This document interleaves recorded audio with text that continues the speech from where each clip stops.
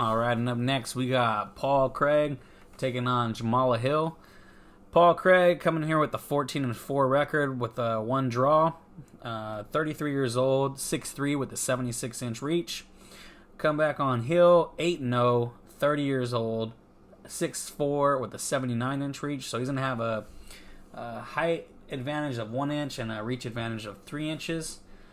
Breaking down Jamal's last couple fights, man, he is a prospect, man. His last fight was against OSP. He had a second round knockout where he was having Ovens in all sorts of trouble.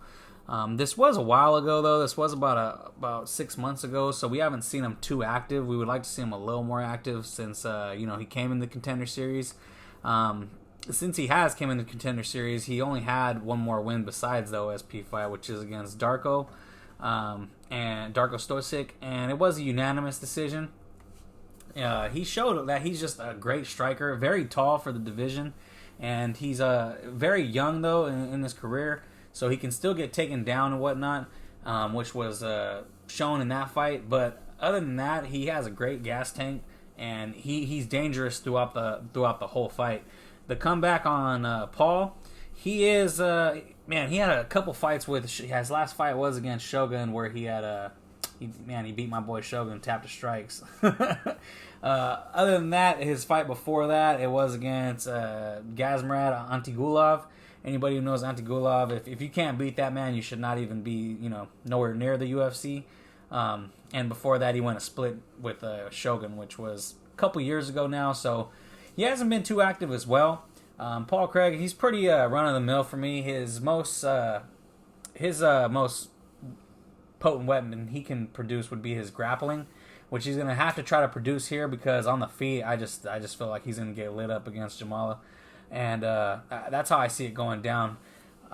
Pretty much, man. I really don't have too much more to say on this one. I just want to put a wager on Jamahal, and we'll call it a day.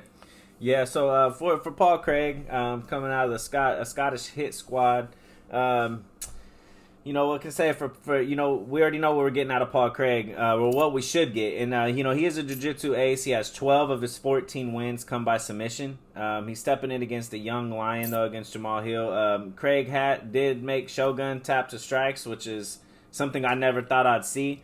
If Craig is again, if he is able to get this fight to the floor though, he could and get it into his world. He could get Jamahal in a little bit of trouble.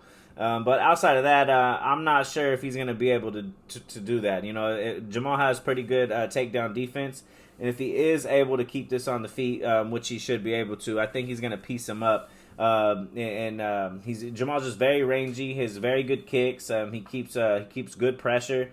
They're both exciting to watch, though. I also like watching Craig. He does come to fight.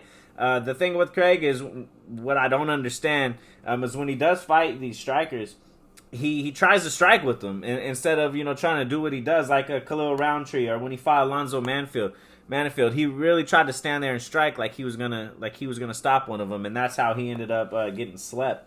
In both fights. So. He needs to stay away from that. He needs to keep this really grappling heavy if he wants a chance. Because and then Hill's mentioned in many interviews that he has some bad blood here, and that this is kind of personal. He's mentioned that he said those words. This is personal, and so I think the kid's gonna come in with it and try to stop Craig. If he keeps this on the feet, I definitely don't see how that wouldn't happen. They have Sweet Dreams Hill at minus 310, so he's a big favorite, and Paul Craig at plus 250.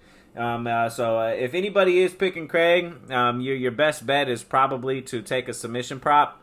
Other than that, I think Jamahal Hill is the way to go here, and I definitely love him on my pure pick. Yep, I'm all over Jamahal. So yeah, put him in probably one of my parlays for sure. Yes, most definitely.